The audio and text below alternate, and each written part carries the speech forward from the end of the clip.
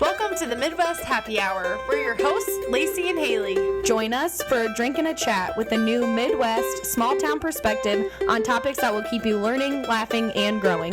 So let's get into it. Cheers! Okay, so hey everyone! Hi. Welcome back to another episode of the Midwest Happy Hour. Thanks for joining. I'm Lacey. Haley is not here again because she is still on vacation. That lucky dog. She's down in Talladega as we speak. But I do have my sister, Darby. Yes. Hi. She's my oldest sister, so thank you for joining us. Because we're going to have a specific topic that we'll be discussing over autism. Your oldest son was diagnosed with autism. Yes. We're going to talk about your journey. It's Autism Awareness Month. Yep. Until the end of April? Yep. Yes, I guess I should say we are in April, right? But I think this is an important conversation because autism is, in my opinion, not talked about enough. And people don't have a good understanding of it because there is such like a wide spectrum. And I think when people think of autism, they think of like maybe a specific... They have something already in their mind made up of like what autism looks like. But like... You meet one person with autism, you meet one person with autism. And I don't know that I knew anybody with autism until Paxton. Yeah. But, like, even I think about, like, in high school, looking back, there are definitely some individuals that, like, it just wasn't talked about or understood, I guess, or, like... Correct. But the most important thing is, I think, communication. Like, I don't think we... were like set up as like a society to address or understand or know how to interact or not judge. Maybe it's mostly like judging, especially if it's not like diagnosed or handled properly. And I think there's still so much unknown about autism and like what causes it and all the ins and outs of it that it's hard to navigate when you're not in it because even some of the people in it don't understand it. Right. Because we're learning new stuff every day. Yeah. Yep. So that's what our topic's going to be on today. We'll dive into more of like your journey with Paxton. But before we do, let's talk about our drinks. So first, we'll cheers. We're having iced coffee. This lady's pregnant. Mm-hmm. But I have 2 toddlers. Now you know. I have 2 toddlers. So I need the caffeine and I can't have alcohol. So coffee it is. So this is my afternoon drink almost every afternoon. It's a double shot of espresso with raw milk that's frothed and a little bit of organic maple syrup. Yeah, this is fantastic. I would choose this over going to Starbucks. And it's so much better for you. Yeah, like, Lord knows the syrups that they're putting in at Starbucks. Also, I think if you do a little deep dive research, most of the coffee and espresso at Starbucks is like covered in mold. Oh, what? Yeah, I mean, most coffees have some sort of mold in them. And so, like, best case scenario, you buy organic coffee beans and you ground them yourselves. But I have an espresso maker. So, like, Nespresso does have organic pods that I do buy, but they only come in single. And I have to have 2 shots of espresso, so, like, that would get expensive doing two of those. You know what? I was reading an article about coffee and how if you buy already ground coffee, it is allowed to have some small percentage of cockroaches in it. That's disgusting, and I'm not surprised because the FDA allows everything. Everything and nothing. Everything gross, nothing that's appropriate. I'm not surprised by that. No. But I've said this probably 1,000 times on this podcast, but I love Gobina. That's the local organic coffee. In Bloomington? Yeah. And it is just extremely tasty. But yeah, this is so good. And you use raw milk. So let's talk a little bit about raw milk. Because I haven't done like a deep dive on it. My kids don't drink milk. They only honestly drink water. Yeah. So just Google benefits of raw milk if you want like actual like the list of nutrients. But essentially, once you pasteurize milk, you kill everything, including all the good stuff, and then that creates an imbalance, and that's why so many people are lactose intolerant. They're not lactose intolerant. They're just consuming the wrong type of milk. I know several people who were lactose intolerant or dairy intolerant. They switched to raw milk, raw cheese, have been perfectly fine with it. Do you want to let Charlie in? Yeah. Well, is she going to knock things over like that? I don't know, but she's like whining the entire time, so I don't know if you'll be able to hear that. It might be like in the background. But I've been like messing with some things on the editing tool that I think I might be able to like dull it down. So it'll be fine. She'll probably just bug you, Dusty. So annoying. But anyways, but in most states, probably including Tennessee, I believe it's illegal to sell raw milk for the consumption for human consumption. So a lot of times when people are selling it, they have to sell it for pet consumption. Oh. Because you're literally just like milking it from the cow and putting it in these jugs. Where would I be able to find it in Illinois? So you would probably have to join a Facebook group. Mine is for Middle Tennessee. It's like it's a Clarksville Food Co-op is the Facebook page I follow, and that's where they'll post stuff. So like I pick up our raw milk twice a month from a church that the farm rents out so that you can put everything in the refrigerator. We do a drop. It's like a drug dealer, but for milk and cheese and eggs and like all the natural stuff.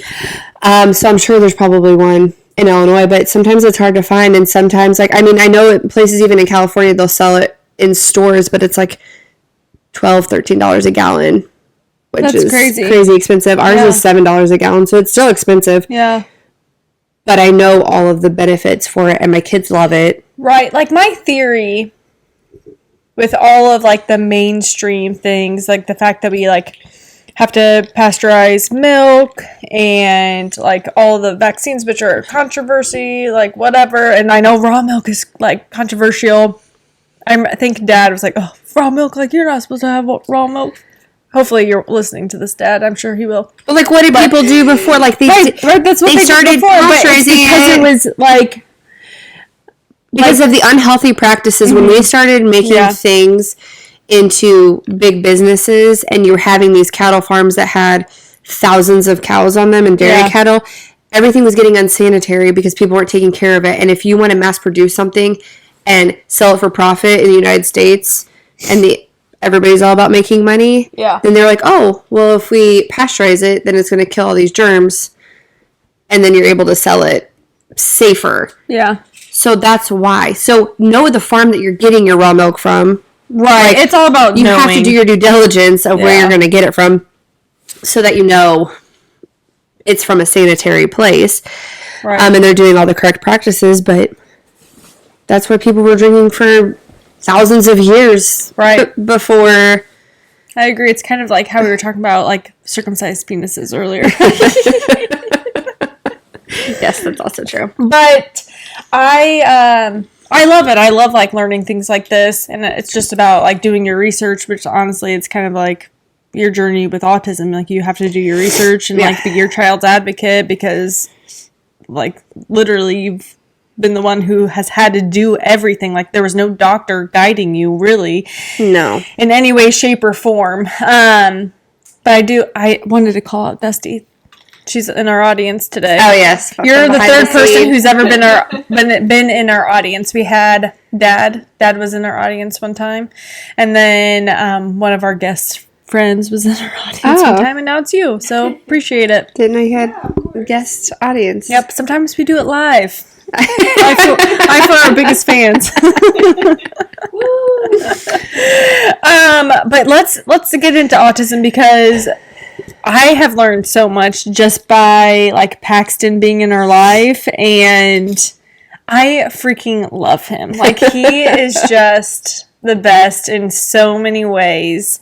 And before we even started this, he's like, I'm going to try not to cry during this thing. And I'm, like, getting choked up as I'm saying this right now, because it truly has been, like, a roller coaster of things that have happened. I mean, when he first was born, he was premature. Yeah, so my water broke at 32 weeks. I was at Ulta getting my eyebrows done, and my water broke. And right before I was supposed to give maternity photos, that clearly never happened. Went to the hospital. They kept me for a couple days. I didn't actually go into labor. They gave me steroid shots to help develop his lungs. Mm-hmm. And then we delivered him 2 days later. We delivered him at 33 weeks on the dot.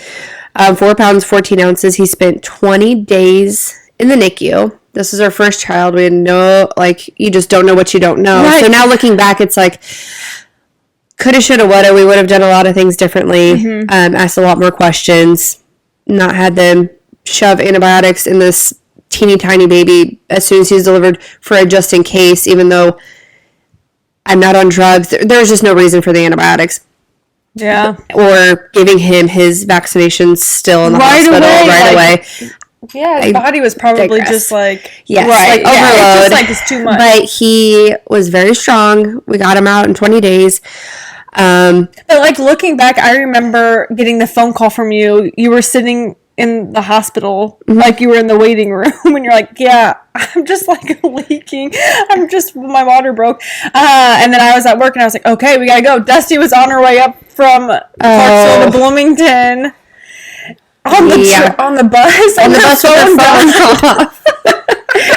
Her phone died, so then as soon as she got to Bloomington, we're like, oh, load in the car. We're going down to Clarksville. But I remember, like, not even thinking about the fact that he was going to be premature or the risks involved or, like, what he was going to be put through. Like, I didn't even think about that. Lacey, I was like, we're having a baby! The NICU doctor came in and, like, told us a bunch of stuff before I even, like, got induced. And he left the room, and I was like, Paxton's not coming home with us. Like, it didn't even hit me that, like, after I deliver this baby, like, there's a 0% chance that he is going to come home with us when we leave the hospital. We didn't even have a car seat anyways. Like, I didn't even have one ordered. Right. Because, obviously, I thought we had time. Right. To do all of these things. So, it just was a bizarre first experience with all of that anyways. Yeah.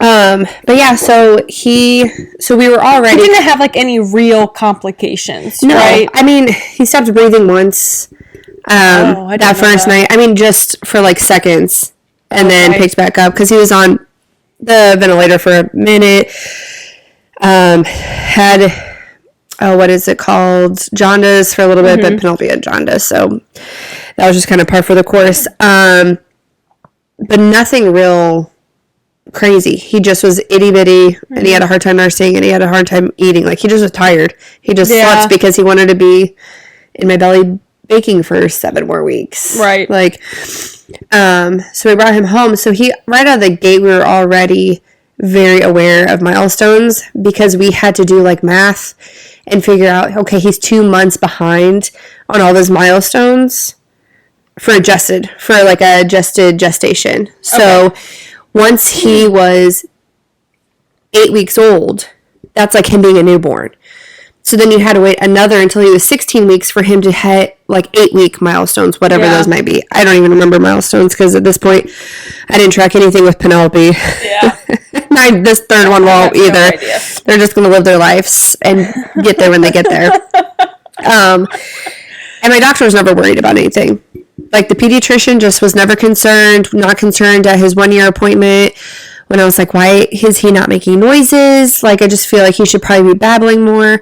And the doctor was fine. He's like, if you want to, you can look into speech, but didn't, like, push me, pressure me, worry about it, whatever. And at that point, autism still wasn't on my radar. Right. At all. He started speech at 15 months.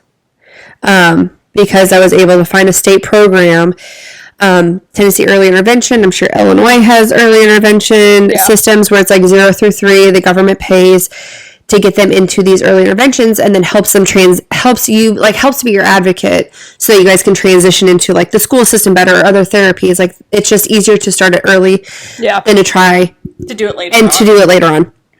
So he starts speech 15 months.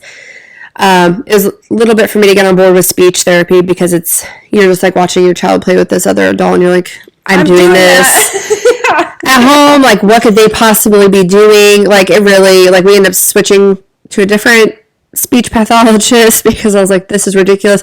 And they were doing the same thing, but they had like great reviews. So I'm like, oh, it's me. Like, I clearly don't know what they're doing.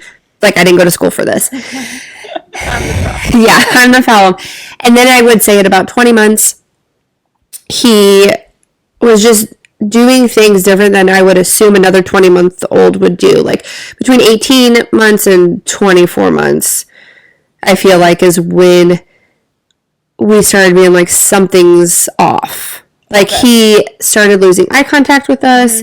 He still wasn't talking and like engaging in conversations. And again, it's our first child, so I had nothing to compare him to. Right. So you'd battle where you're like, nothing is wrong with your child. Your child is made perfectly in the eyes of God, and he will get there when he gets there. Yeah. But then other things were like, but he's not even trying to imaginative play. He's not even looking at me in the eye and like trying to mimic what I'm saying. Right. He's just lining up cars and knocking them over. Like, he just wants to line up everything and knock things over. And it was like line things up. Like when you guys came over and we had all those boxes. I can't remember why we had boxes. Oh, but he like for Grant's for Graham, like a baby shower thing. Dusty's baby shower.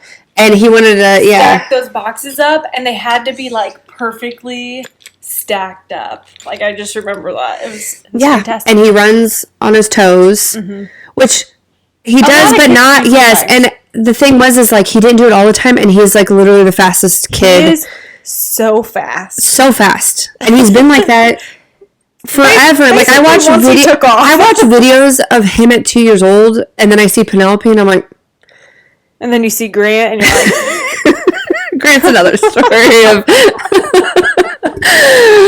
athletic ability.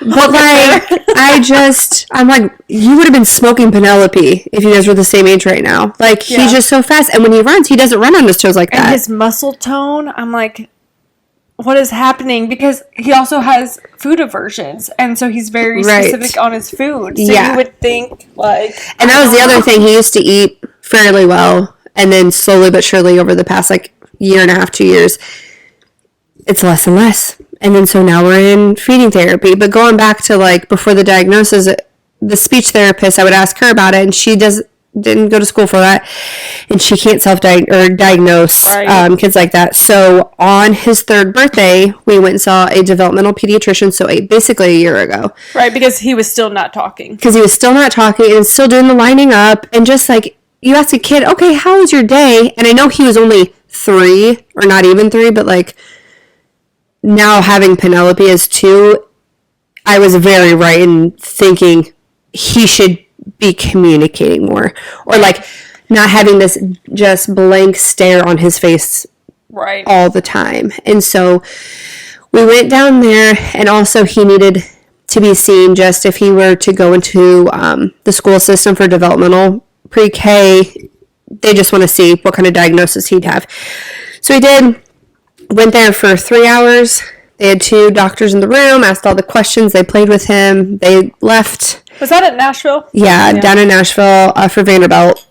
And they came back in the room, and then they said he had autism. And then I cried my eyes out, because it's one thing to like just have a gut feeling and know, and then it's another thing to like be told. And then you're like, cool, like what? Okay, so this is a forever thing. And then you sit there and you're like, this doesn't go away. Dusty. I know. Sorry. It's okay. It's okay. We're just going to sit here and cry for a moment, everyone. It's fine. I blame the pregnancy hormones. Yeah. But, like, at that point, he's so little, and so much can happen. And the speech therapist was like, that's why it's hard for her to even say anything, because kids' brains just expand so much. Right. Developed so much in the first 5 years that he could not be talking, and then all of a sudden just wake up talking one day. Right. Because it's so unknown. Like, you don't, like, and then I'm sure this probably went through your head, because, so, like, Flint does a lot with SOAR, like, the Special Olympics in Bloomington, and, like, some of the athletes there, like, you think, is he going to be dependent on me forever? Right. Is he going to be self-sufficient in any way? Like, or is he going to be able to live on his own at any point? Like, that went through my head when I thought about like Paxton and like that, because it's just so unknown. Like every like person's journey's so different. There's people who are fully functioning adults who then get diagnosed later on in life with autism because they do realize like something is off, but that's more of like, oh, it's autism, they're fully functioning, but they just don't understand social cues, where it's hard for them to have conversations with people. They're hermits, and they just thought, I'm just a weirdo, and it's whatever's in their brain is not functioning like it should to have those social cues. And then you have humans who have autism where they're nonverbal and they never what's going on? I don't know. Oh, your ring light? Yeah, it just keeps turning off. But that are nonverbal. They never learn how to use the bathroom. They never learn how to drive a car. They are so self-sufficient or so like self-dependent. No. What's just the dependent. term? They're so dependent that they don't leave their parents' house ever. Yeah. That some kids, I think, don't walk properly. Like, you could have other disabilities where it's like, oh, they have autism, but then because of their health issues, they also have just like other disabilities, like being able to walk, all the things. So like him being so little and you have so much unknown, it was like, and it hits you all at once that you just almost start drowning in it because you start worrying about the what ifs. Right. When really it's like what if he never talks? What if he and but at the end of the day it's like, well, why worry about tomorrow's issues when we need to focus on today? And it's a long journey. No matter what the journey looks like, it's going to be a long journey, and you're going to have good days and bad days. And so we've gotten a lot better of like not worrying about what 18-year-old Paxton looks like. Right. We're just, which is like really healthy for really any parent, really. But. Like sometimes you probably have to look ahead just to set yourself up for some expectations if you're like, oh, there is a chance they will not be going to college or just whatever. Seeing things differently, like Hunter being such a sports fanatic, and then he's like, well, what if Paxton hates sports? Right. Like, this is my son. Right. Like, this is what my dream was to have a kid or have a boy, and it's okay. It's okay. Do all the things with him. And so that was really hard.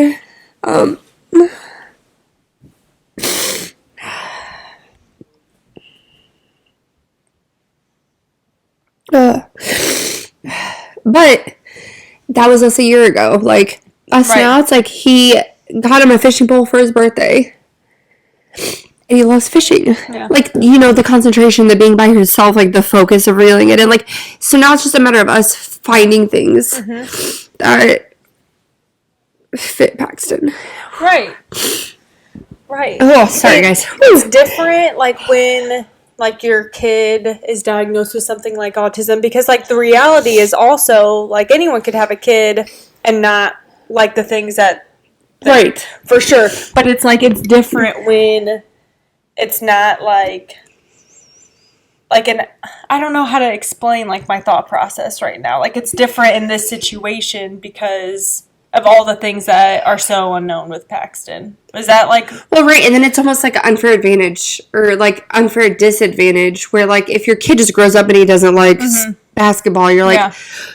Well, that pisses me off. He doesn't like basketball. Where, like, this is like... I'm going to force you to go to this game. Right, and then you can kind of do it. Where it's like, with Paxton, it's like... You really can't. We can't do those things. No. Like, so far, the only benefit is like, oh, well, I guess we don't have to go to Disney World because I doubt he's going to enjoy the crowd for that. And I say that because most kids with autism hate the overstimulation, but Paxton seems to thrive with loud noises and a lot of things. So...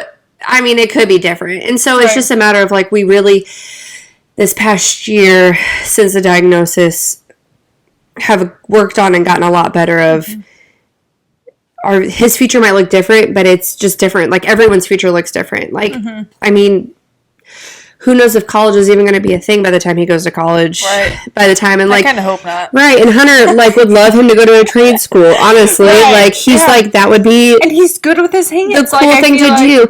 And everyone I've talked to that has kids that are older with autism, it's like almost finding the uniqueness in them, like, because they're so, like, hyper fixated on a lot of things where they become, like, super geniuses for specific things. Now, I don't want to, like...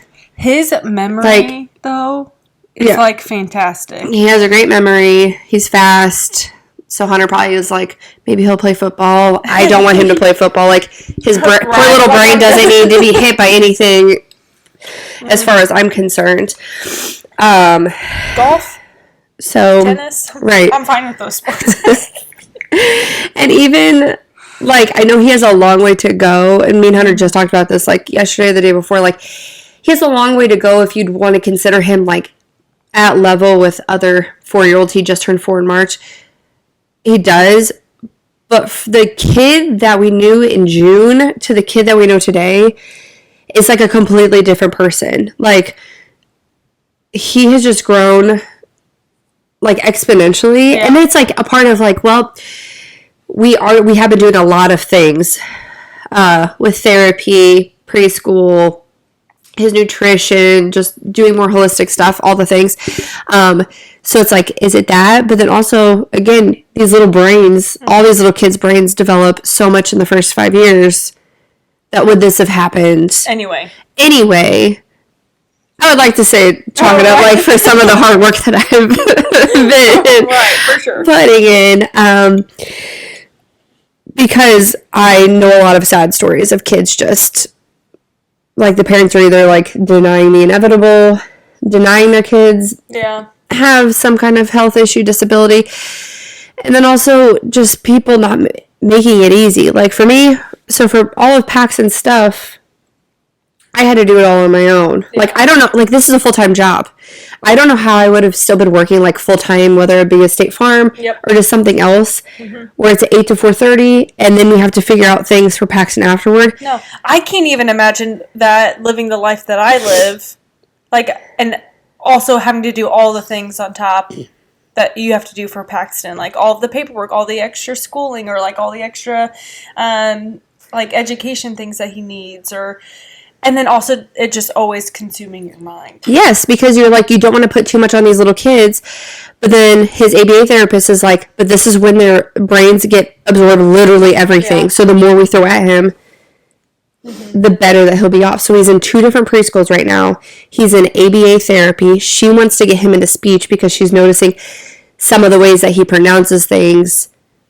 She's not qualified to do therapy on, but she has a background in speech. So she was originally an SLP and then went back to school to become a BCBA.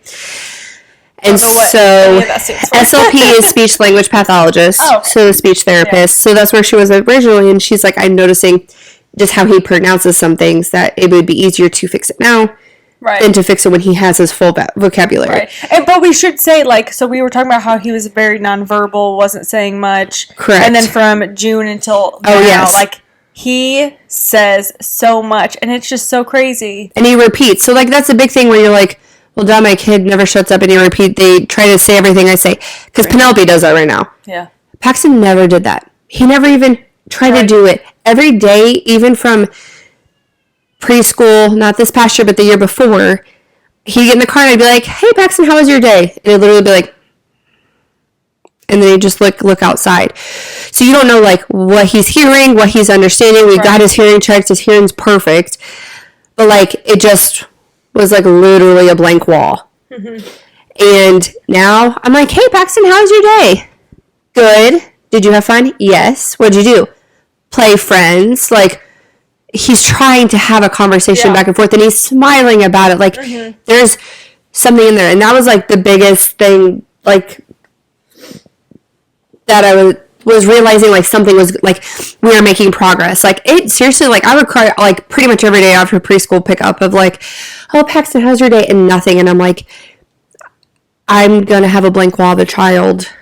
And, like, how do you communicate with that? And then how do you tell other people when they're like, oh, hey, buddy, how are you? And he's just not there.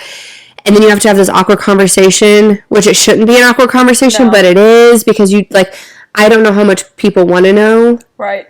Like, do I have to tell every person that he runs into, like, oh, he's got autism, so he just might be a little weird? Right. It's so weird to, like, because, feel like you but you're have doing to that, say that. but you're almost doing that to make yourself feel better. because you don't, in your head, that person's judging you. Like, Yeah. why is their kid doing X, Y, Z? Why is their kid not playing with anybody and just playing with a stick? Or why is that kid who looks huge because he's huge for a 4-year-old? So, like, he always has looked older than what he is anyways, but then his disabilities make him seem younger than what he is. So for everyone who needs to know, Hunter is like 6'7". Yes. And like, we're big people, so we have big kids. yeah. Like, that's really what it is. So, like, Paxton's just always been big, so, like, him at 2, they're like, wow, that kid can scale that playground, but then he, like, had the talking ability of, like, an 8-month-old. Like, so it just was confusing at playgrounds or, like, outings and all the things. So, like, that's another whole thing to navigate. But now I forget what the beginning of that conversation. We were talking about Having to tell people. having to tell people. Oh, yeah. And so I just don't anymore. I mean, at this point, if a kid says something to him or about him, or, like, they're confused, or, like, Mommy, why isn't that boy talking? Because at this point, Paxton can play with, like, 8-year-olds. Yeah. Then we can have that conversation. The kids in our neighborhood have been great. Like, all the kids come down and play by our house because we live by a dead end. So Paxton literally meets everybody. And so that hasn't been as big of an issue. I also don't take them to playgrounds or outings much anyways because Paxton likes to run. Like, that's another huge autistic characteristic is eloping, where he's not trying to, like, run away from me and go hide or anything like that. He just thinks that he can go anywhere at any point in time and not have to listen.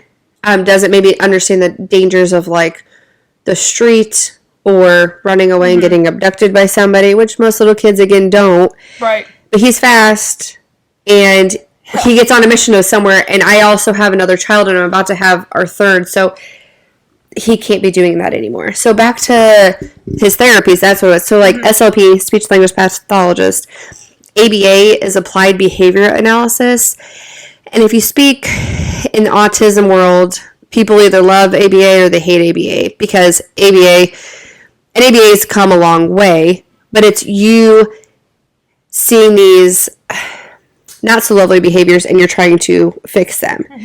So some people see it as, like, you're trying to basically change who they are to conform to society, to just be perfect little citizens, and you're basically, I don't even know how to explain it, like the mouse and cheese, like they're almost like a lab rat type of thing, where you're teaching them, like, if you do this, then you get this, and there's no real, like, personality brain function. Right. But then, like, for him, his BCBA is like, here's Paxton, here's his personality. What are some undesirable behaviors that we do need to fix because you can't be running out in the street type of thing? You will eventually have to poop in the toilet. Those kind of things.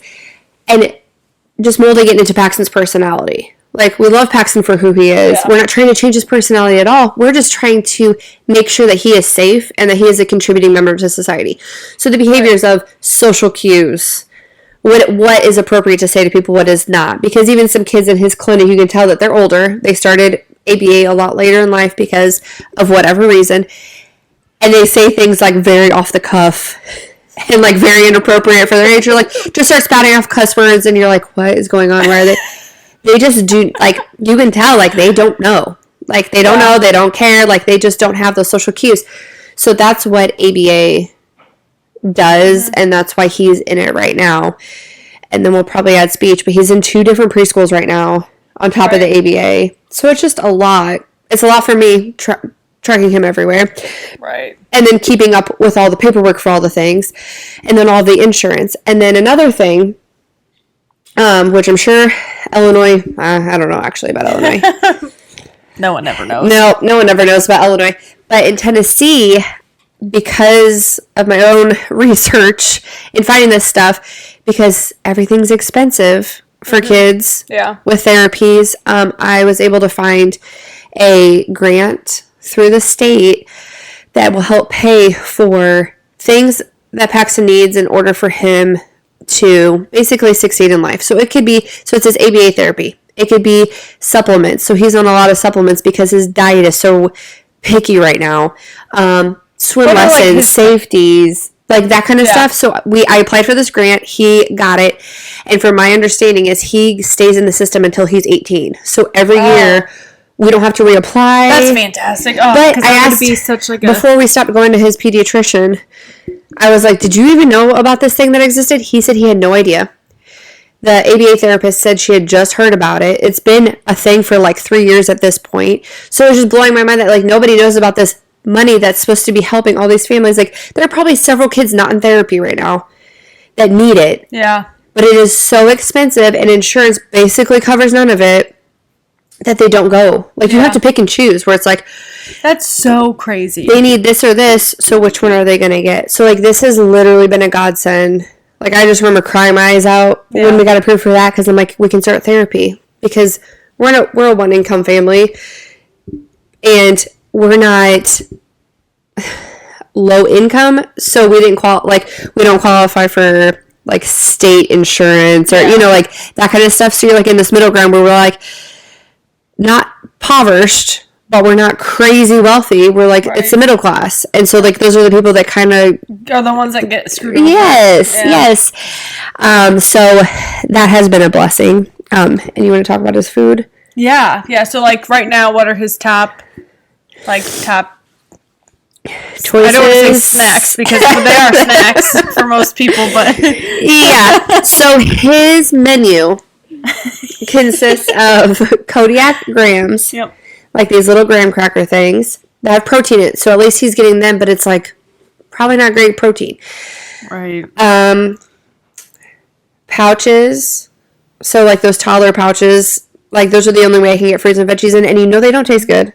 I know. Like, But he it's so refuses to confusing. eat a blueberry, strawberry, whatever. Like he'll pretend to Have eat you it. tried to, like, make your own smoothie? Yes. that it's So kinda we like a actually pouch? just started that last week because we knew like Hunter's worried about his weight because he's just so skinny. Yeah.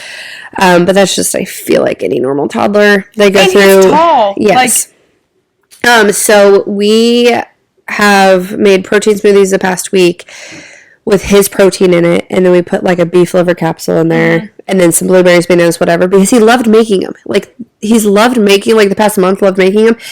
So he makes me get out all the ingredients, he helps me pour everything in, and then I'm like, okay, we're done. And then he's like, ew, gross. And I'm like, I just made all of this smoothie, and I didn't want it. Right.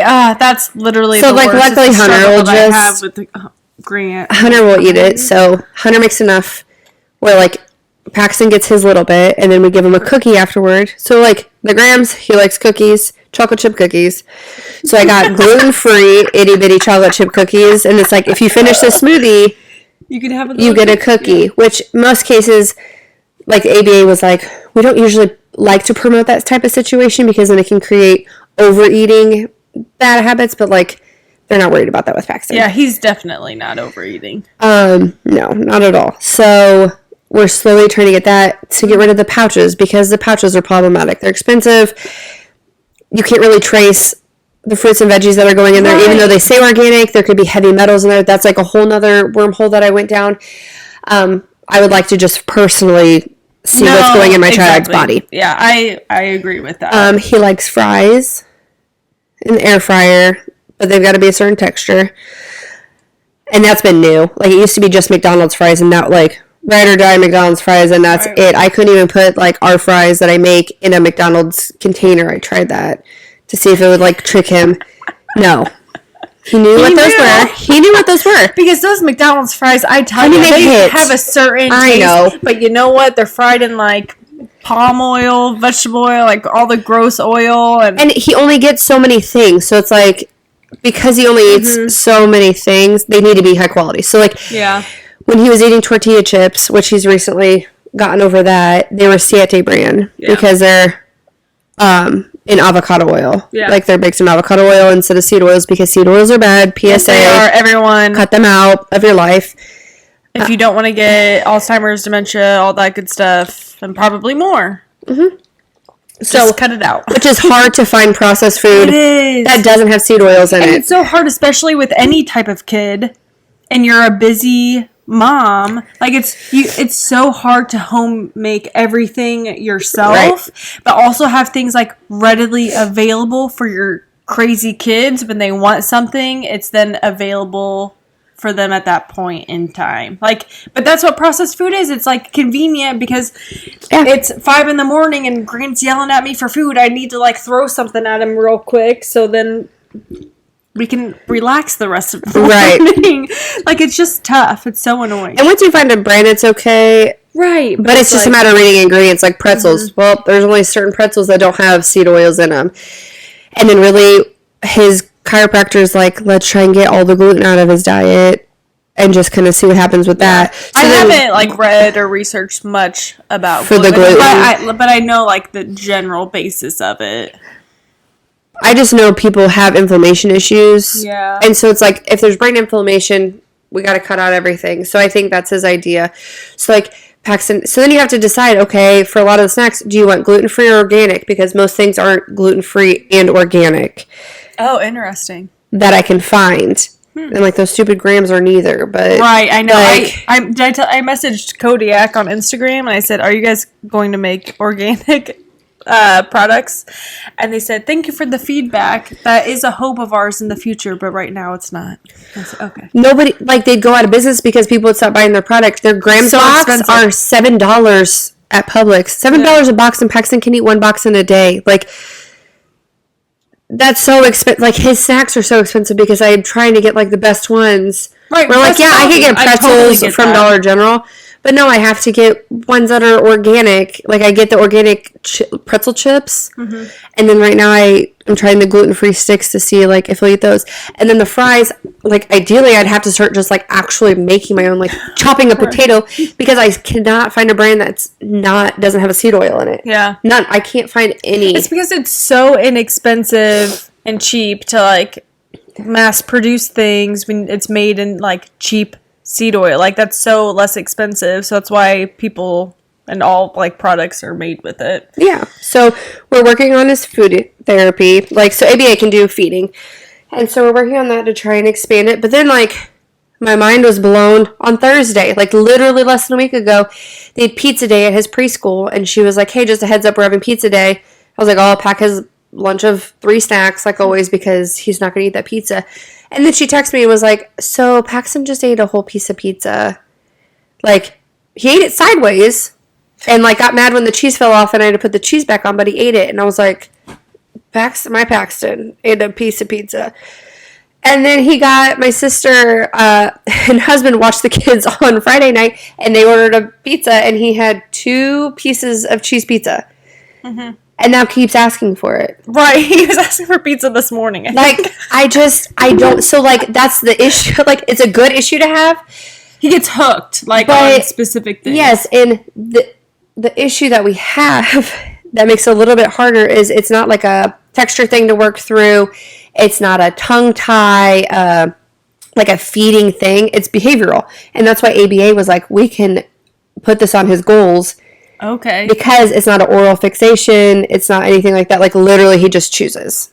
Like, I mean, the pouches are disgusting. The vitamins that I put in his water smells like, I can't even describe it. I mean, it's like earth. It's like he's eating earth every morning. And he drinks that perfectly fine. And I know his pouches are disgusting. And that's a different texture than, like, a gram. Yeah. So it's not a texture thing, a taste thing. Like, he just makes a decision of not wanting to eat things. So I do see hope in the future of, like, this not being, like, a lifelong... I mean, it'll be a lifelong thing of him getting fixated on, like, specifics.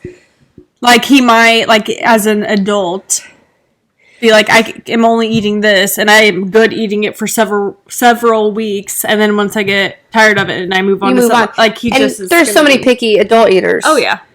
Like Dusty. I mean, not so much anymore. Not so, like, right. But we have a garden outside, so we are doing our first year of gardening. And so I'm hoping because of that and getting the kids involved with that, that he will embrace that a little more. Maybe eat something like, because it's cool. We grew it outside. Right, that's what I'm kind of just kind of embracing that kind of thing for that first feeding therapy. But I feel like that's it for his therapy wise. Yeah. It's just really the big things are but the feeding, the elopement. Yeah. But it's just so crazy to me that, like, what I've learned through this process is that you, the parent, which I get, like, you're the parent, like, you should be doing all the things. However, like, you were, like, in it solo. There were no professionals, like, helping you, like, get Paxton to where he is today. Like, navigate. Like, my biggest thing is, like, you have to be your kid's biggest advocate. You have to do all the research. And you can't always just trust the first thing the doctor says. Like, he took a test on his second birthday. He took, like, some paperwork test, and it came back, like, 0% autism. Like, 0% chance. Didn't even know that was a thing that, like, they normally, like, they do for kids, like, for their wellness checkups. We don't even go to the doctor anymore at this point because they're doing nothing for me. Like, I don't really care to. And he's been thriving since. Yeah. I mean, that poor kid, before his diagnosis and before we kind of went into, like, a rabbit hole of being crunchy and, like, doing all the holistic things, like, so he had antibiotics in the NICU. Mm-hmm. He had antibiotics on his first birthday because of pink eye. Yep, I remember that. And then he had antibiotics when he was, like, 2.5 for an ear infection. Because that's just what I thought you did. Yeah. My kids have not been to a doctor in over a year. Yeah. They had pink eye in November. I put breast milk and colloidal silver in their eyes, and it lasted 2 days. Like, they've had coughs and cold. They had fevers. They still are. Yeah. They're fine. They're thriving. Like, I don't have to pay stupid co-pays for them to just tell me. You know, whatever. Yeah. Like, or I don't know. Let's just throw this on it and see. But my thing right now is that, like, we have put it, like, the forefront in, like, at least here in America, that, like, if something's wrong, you go to the doctor. They're going to prescribe you something and you're going to get better. And that's what you should do. But your body is self-healing, and if you're using the gifts that God has given us, like herbs, vegetables, like, those things can help with whatever ailment you have. Like onion, like, so Barbara O'Neill, if you guys have not heard of her, I've been obsessed with this girl for, like, the last month. She's Australian, so she comes across really credible. Because of her accent. But she's, like, in her, like, 60s or 70s, I don't know, but she's very well known for being like, your body is self-healing, and this is what you can do to help, like, if you have an issue going on, like an ear infection. She talks about you put onion to the ear.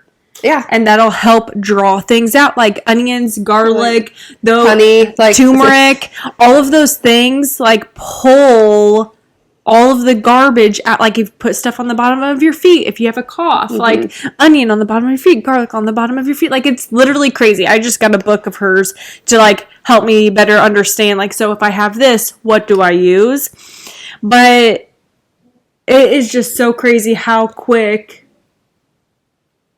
like, we have been made to feel like how quickly we need to go to the doctor because of something going on. What's for the quick fixes? It's the quick fixes. And I don't know that they've ever, I mean, they kind of push it where it's like you're supposed to just trust everything that the doctor says. But, like, you do have to do your own research and your own due diligence of, like, the whys behind things. And I know autism is, like, such a foreign thing still of, they still won't come out. Like, they still can't really pinpoint what causes autism. Right. Everybody wants to say vaccinations right off the bat, like 100% it's vaccinations, which it can cause it. Because it's environmental toxins. So, like, and everyone's brains are different, so everyone's brains are more susceptible. So, like, yeah, not everyone in the entire world got autism because of some vaccinations, but maybe something in a vaccination is going to affect you differently than it affects me. That's why there's labels on vaccinations of the warning labels. Right. Like, because with XYZ can happen. But there's environmental toxins now everywhere. Like, the world we live in, like, there's just stuff everywhere. And when you have a preemie baby and they're getting exposed to all these things, like, you just don't know. And the only way to really get better, I feel like, is through natural things. Yeah. Like, so he sees a chiropractor once a week right now. And this chiropractor is very crunchy, holistic. Like, he has all, like, he goes back to nature. Like, I think this guy would live in the woods if he didn't have 4 kids and a wife who would not let him. Dr. Dale, shout out. He's awesome. And then I believe we're going to try hyperbaric oxygen therapy this Oh, summer. cool.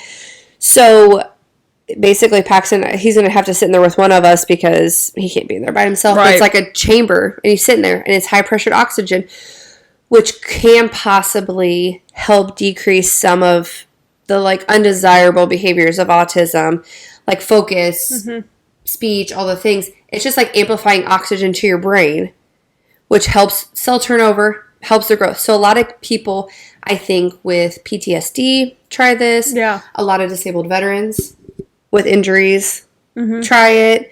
There's not a whole lot of research done on it. I mean, it's definitely not FDA approved because it's holistic. So they're not going to improve any of that kind of stuff. I know, because they just want to make money.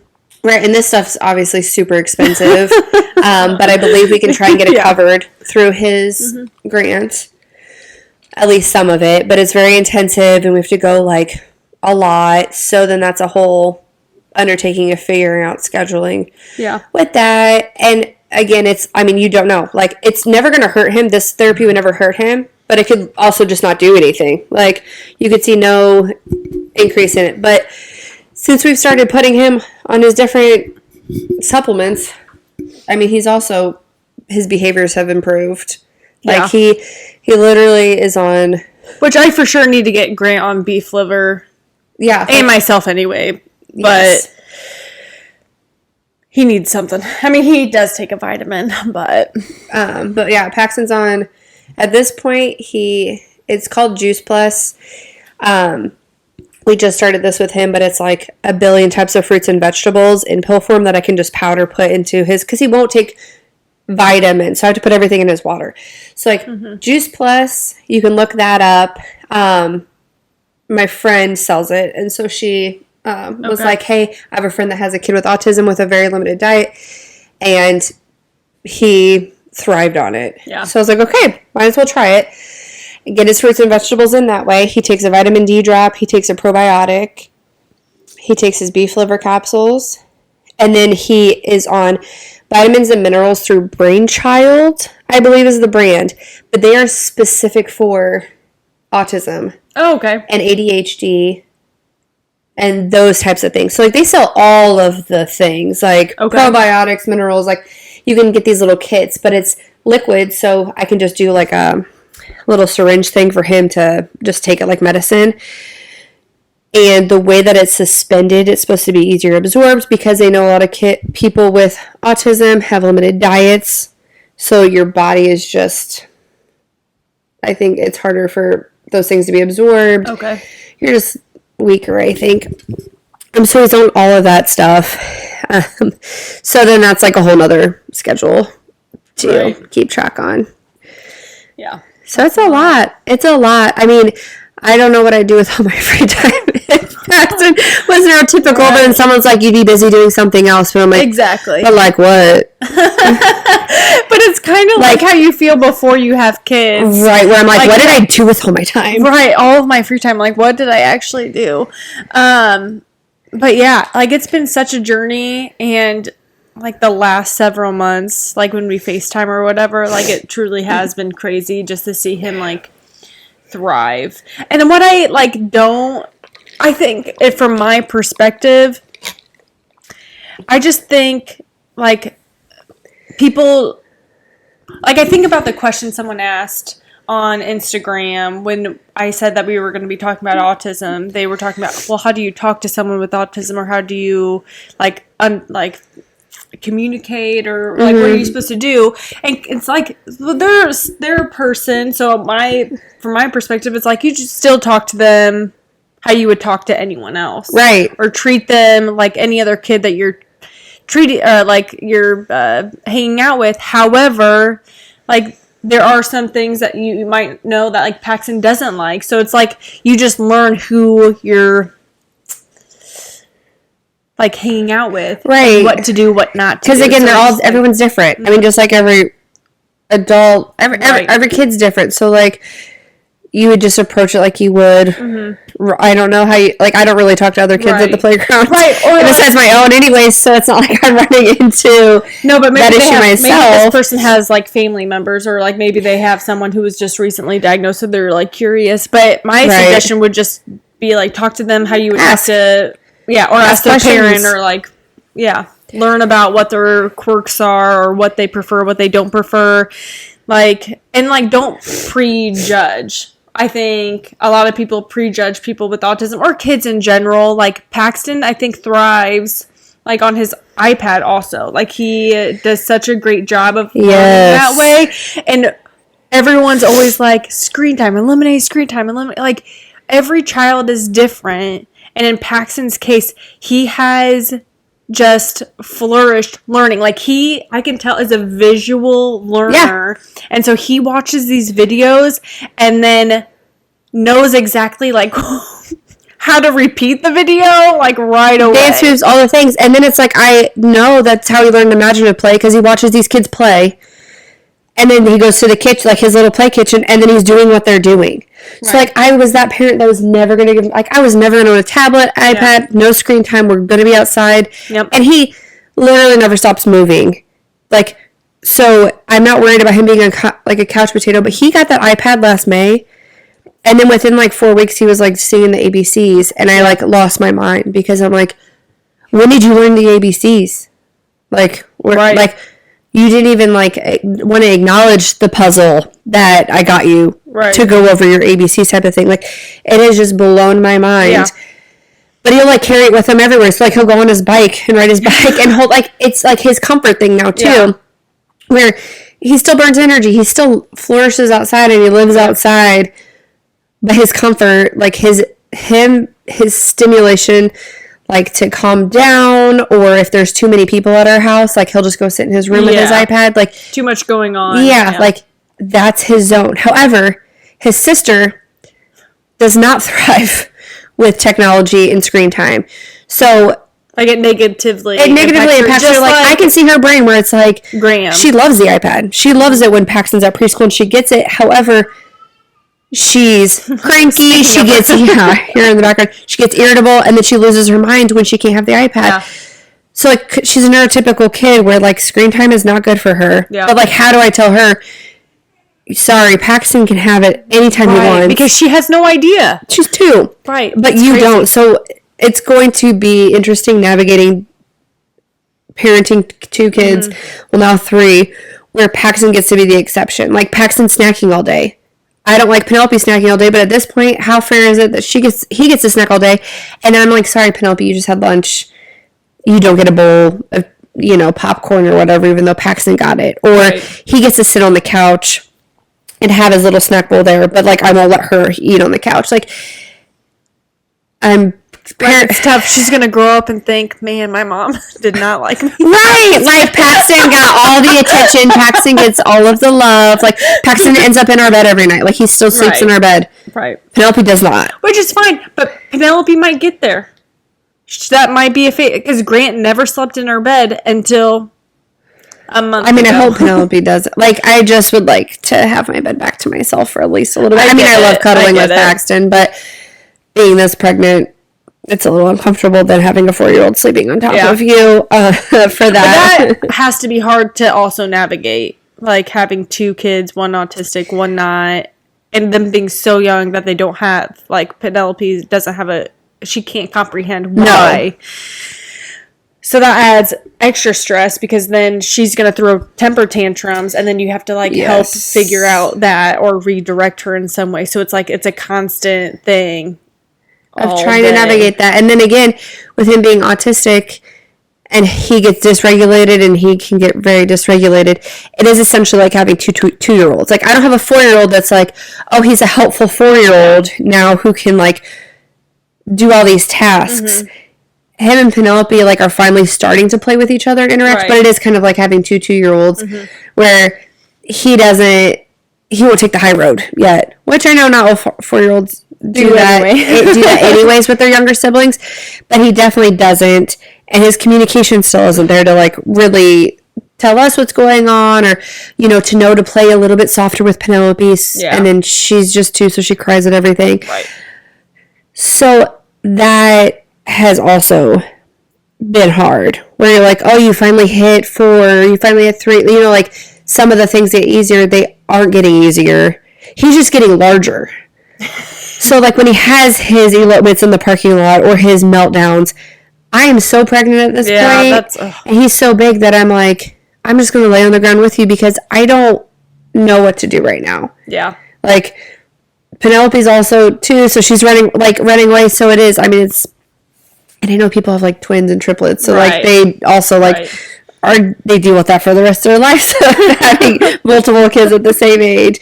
But just trying to navigate that, and some days are better than others. Like, some days he'll have great days, other days it starts bad at 6 a.m. Yeah. And I'm like, this is so freaking hard. I just wonder what it would be like to have a neurotypical kid. Right. Yeah. But it's just a journey, and who knows what next year will look like for him. I know. We're like bringing home this baby, like, yeah, is he going to be helpful? Or is he going to be pissed that we have another child coming home? Because he, like, didn't even acknowledge Penelope. Right. When we brought her home. Like, I guess he put, like, toy cars on top of her a couple different times. But, like, not like how you would think, like, oh, they're so excited. Like, I'm excited about that with Penelope. Like, I remember being, like, upset, missing out on, like, seeing other people who bring home their second child, and their firstborn is so, like, nurturing and, like, holds the baby and loves on the baby. And Paxton didn't do that at all. Yeah. And I remember being like, this sucks, because a lot of the milestones, or a lot of the, like, moments that you have with these little kids, like, mine are just always going to look different. Yeah. Like, mine are going to look different with Paxton. Right. And that's why comparison is the thief of joy. It is. It really is. But we'll see what it's like when we bring this one home. Before we wrap up, so, like, we talked a lot about, like, food aversions and things like that. I think it's just a lot of, like, so someone was asking questions about, like, how do you help a child with autism who has food aversions? I think it's just trial and error and getting them into some form of therapy, along with, like, potty training, like, because you've been trying to potty train Paxton. My biggest thing with that is they will just tell you when they're ready. Yeah. Like, we waited until, like, we weren't even going to try it, because, again, we can't have conversations with him because he wasn't, like, focusing, or, like, you didn't know what was in, or what he understood, what he didn't. And then one day, like, in December, I think it was like, hey, do you want to pee on the potty? And then he just did. Right. Pooping is a whole nother story, like, of a thing we're battling right now. But, like, the actual, like, peeing, he went straight to underwear, because he was like, he just pees on his own. Like, it's just a weird thing that clicked. Yeah. So for that, yes. For the food, I mean, I would get them seen by a professional, because you want to make sure there isn't a motor issue, because especially if they're autistic and they're not talking, their speech is delayed anyways. Mm-hmm. Their speech could also be delayed because there's a tongue tie, because there's an oral issue going on. So, like, that could have to do with the feeding. Yeah. It could be a texture thing. So, like, that therapy looks different than, like, what Paxton's therapy looks like. So, also, on top of that, it's, like, not settling for what a professional tells you if that doesn't feel right to you. Right. Trust your intuition. Yes. Get second opinions if you need it. I mean, it sucks. And it puts more work on you. And it might just be like, well, I guess I'll just trust them because they're professionals. If it doesn't feel right, just keep doing the research and doing what you feel is necessary for your kid. Right. And I will say, and if anyone is in the same boat as we are, you know that therapy, like, the waiting lists are forever long for everything. Like, COVID kind of just jacked things up, and then people haven't been able to bounce back. And so for, like, maybe it's getting better now. I kind of haven't had to, like, be put on a wait list in a minute, but, like, for speech, it was like a 6-month wait for him to start speech. For ABA, he was on a wait list from March, and then he didn't start ABA till October. Wow. And that was just, like, a random, like, we put it in our name in, like, into 7 places, and this has been the only place that called back for an opening. Gosh. So getting started early is also great, because you don't know how long you're going to wait for. And then if you don't necessarily love that place, then get put on another waiting list while you're going to that therapist type of thing. Like, whenever for Paxton for his speech, I got him on another wait list, and we just went to that place for a little bit longer. Yeah. Until we transitioned over to another place. And I would say I would probably even reach out and, like, go to the facilities, go meet the people while you're on the wait list. So, like, you're not wasting your time on a wait list when you don't think it's a good fit anyways. Right. Yeah. That's That's definitely a good tip.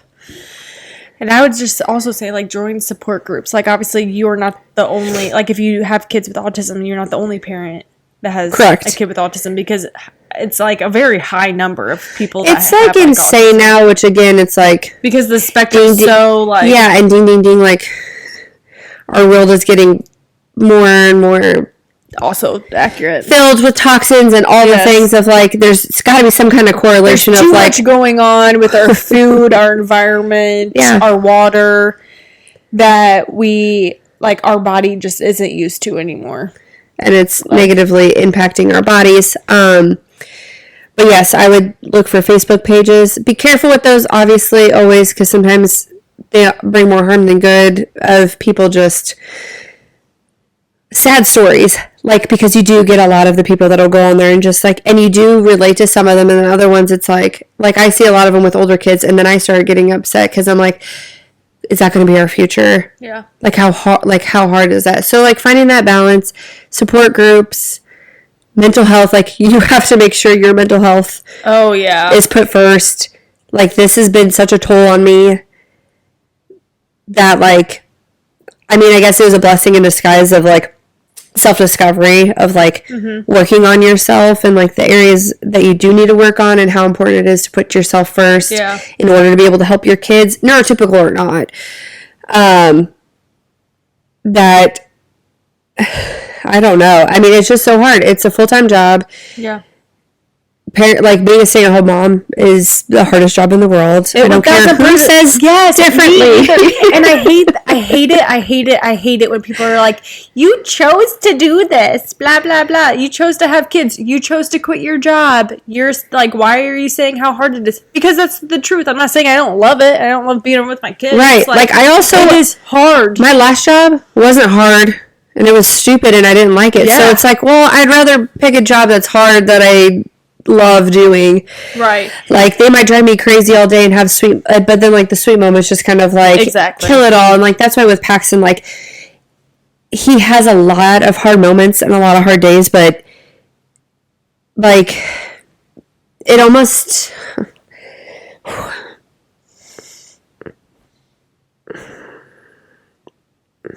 This is so silly. But it just makes the good moments even better. So, like... him playing with me. I'm like, this is so silly, because Penelope plays with me, and I don't get emotional about it. Like, I'm not like, Hunter, come here, watch Paxton, or like watch Penelope's play ice cream shop with me. But Paxton last week played ice cream shop with me, and like literally played with me, and I was like in there crying, and he's like, Mama, crying?